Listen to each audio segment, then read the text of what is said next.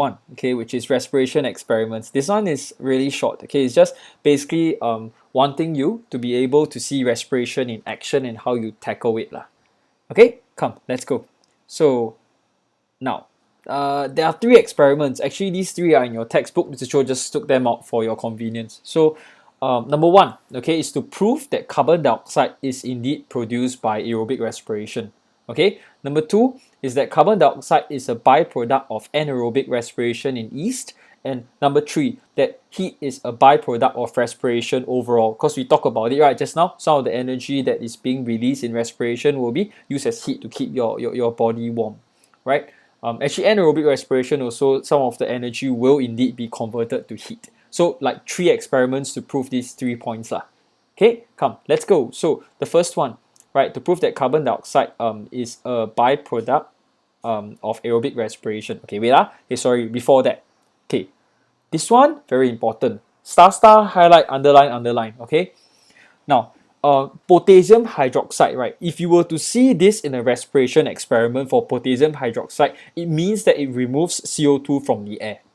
Okay, so you must know, like when you see experiment, you must know what each thing is for. That is a very possible thing to test you in your practical exams. Okay, then to lime water, I'm very sure that you've played with this in primary school before, right? Then when you blow in the water, then the water become chalky, right? So everyone write chalky.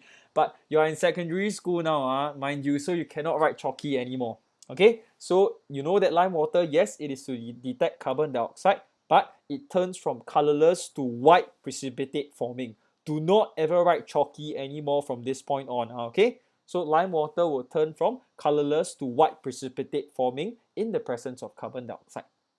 Okay, so potassium hydroxide will remove the CO2. Lime water will actually detect the carbon dioxide. A white precipitate will be formed. Or in primary school, you say turn chalky, but no longer. Okay, all right. So the first experiment looks like that. Wow, looks cheap, like some big, laboratory experiment, right? So you see, okay. So you got four conical flasks here, right? There's A, potassium hydroxide solution. There's B, lime water. Some snails. Okay, then there's lime water again. So we are trying to prove that carbon dioxide is a byproduct of aerobic respiration. So you take a look at the setup first. Okay, so let's recall. Actually, you can see in your notes. Potassium hydroxide is for what again? I think that is the first question that I asked you in your notes. Am I right? Okay, like potassium hydroxide is for. Oh, I'm so sorry. Wait, okay, yep. Potassium hydroxide is for.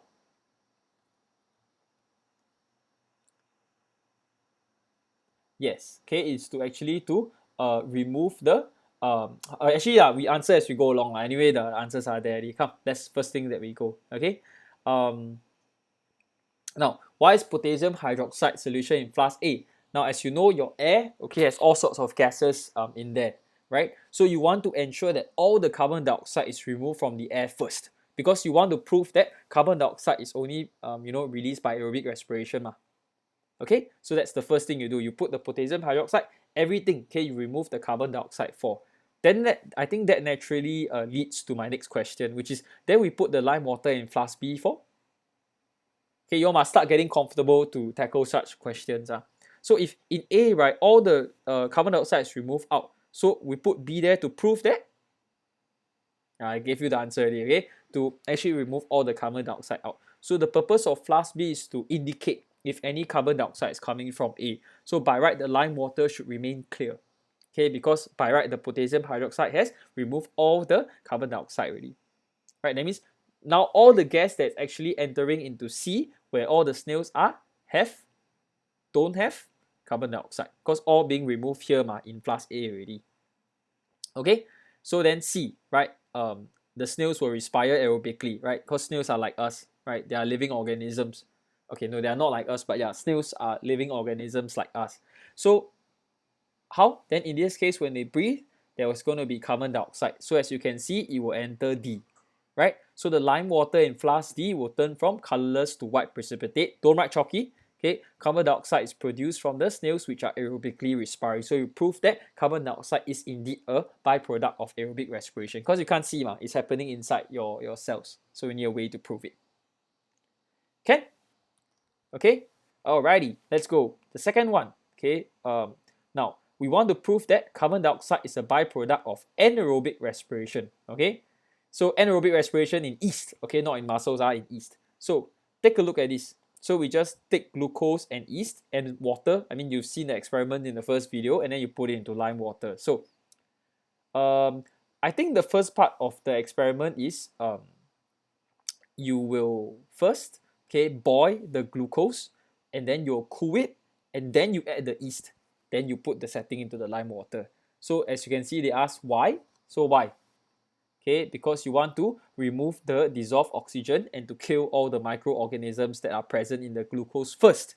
Okay, so prove that everything else later is done by the yeast. So you can see it's a pretty logical flow on like why we are doing some things, right? So then B then asks you what will you observe? Note you boil the glucose, not the yeast. If you boil the yeast, then as you can know, it's GG already. So no anaerobic respiration will take place, right? So you can see that the white precipitate is formed in the lime water. Okay, if you leave it like that, you can prove that the lime water will turn, as in white precipitate will be formed. Okay, next year, if got chance in the lab, let's go and have a try at this. Okay, so the experiment uses ESO. Does this happen in humans as well? You should by now know the answer is no, because anaerobic respiration in humans does not produce carbon dioxide. It produces, starts with L, okay, lactic acid. Okay, so whereas for this case, it produces carbon dioxide alongside with ethanol. Okay, last one. Okay, as I promised, this one is a very short one. Okay, you want to prove that heat is a byproduct of respiration. That means no matter which respiration form, some of the energy is being converted to heat. So we take a vacuum flask. Actually, this one your seniors got do before. Let's try and get this going next year, okay? You put the pea seeds in the antiseptic solution, right? You plug a cotton plug, then you just leave it there. Okay, so you leave the pea seeds to respire. Okay, so why do we use vacuum? Because it insulates the experimental setup. So whatever that happens is because of the pea and not anything else, right? So why is the cotton wool used to plug the flask?